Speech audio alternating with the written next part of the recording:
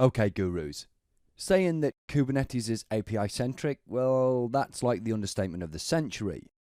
So if you've been following along, you'll know that just about everything in the entire Kubeverse is modeled as an API object. Okay, well, being API-centric, that means everything in the cluster revolves around the API server. So like adding or updating objects in the cluster, yep, that's right, all done via the API server. No surprises then that there is a ton of security options to lock it down. So normal interaction with the API server looks like this. You've got your client here making a request.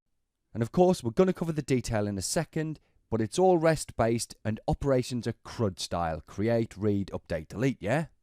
Now, for the most part, this client is going to be kubectl, or at least for users it is. Now, you can write your own if you want, but get this right. The cluster itself makes a ton of requests to the API server. Like, say, nodes. I mean, every node is running the kubelet, and that's always talking to the API server. But as well as that, there's pretty much the entire control plane, so like the scheduler and the controllers and stuff, they're always talking to it as well. So technically speaking, they're all clients. So just keep it in your mind, right, while we'll be focusing on kubectl, it's good to have that broader knowledge and understanding that pretty much every member of the control plane is also a client, so they also have to go through the process that we're going to describe.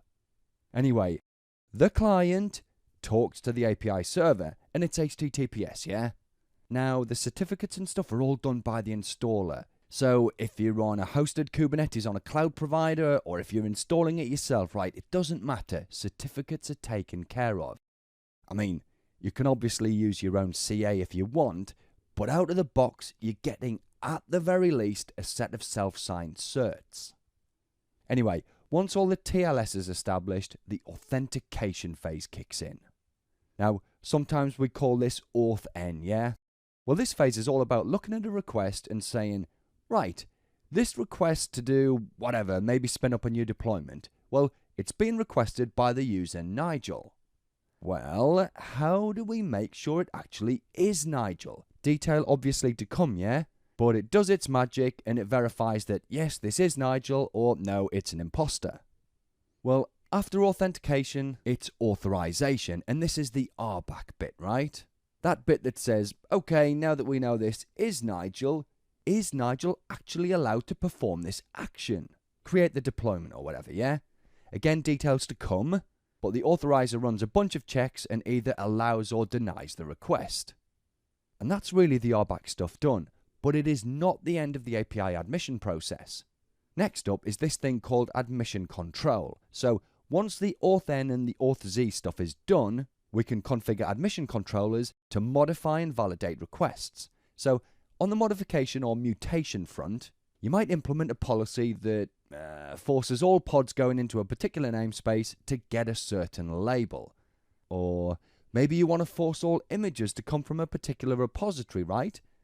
Well, all that kind of stuff is the job of a mutating admission controller. After they're done, validation controllers kick in. And as the name suggests, they validate objects or requests. Cool. Well, after that, we get a bit of object-specific validation as well. But if the request passes through all of these gates, then we're in business. It's persisted to etcd and it's instantiated on the cluster. And it's powerful, right? I mean, it's comprehensive and we can do customization at just about every stage, so you can mold it to fit whatever your particular needs are. Now, I know we're big picture here, right? But I just want to say a few things, right? This whole flow here is assuming that we're hitting the API server on the secure port, which most of the time you will, right?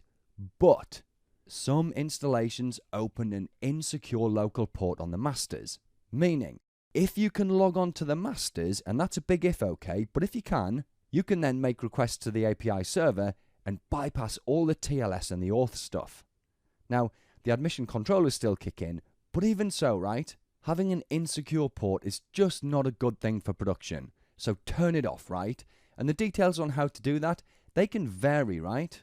So whether it's even open or enabled in the first place, that can differ between installations. So your best bet's probably just to Google Kubernetes insecure port on whatever your cloud provider or your installation is. You should find everything you need.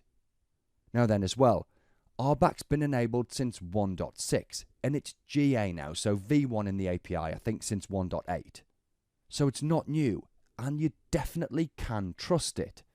But by design, right, it is a purely additive deny by default system.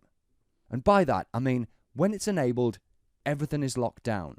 Then you have to specifically add allow rules to start allowing operations. There is no such thing as a deny rule in Kubernetes RBAC. Details to come again, right? But I wanted to put it out there so you don't miss it later when we're in the detail. Oh, yeah. Admission control, that's a bit newer than RBAC, right? And at the time of recording, some of its bits are still in alpha and beta. So we're not going to get too deep into that. But I'm starting to waffle, right? That's the big picture. Let's get cracking with authentication.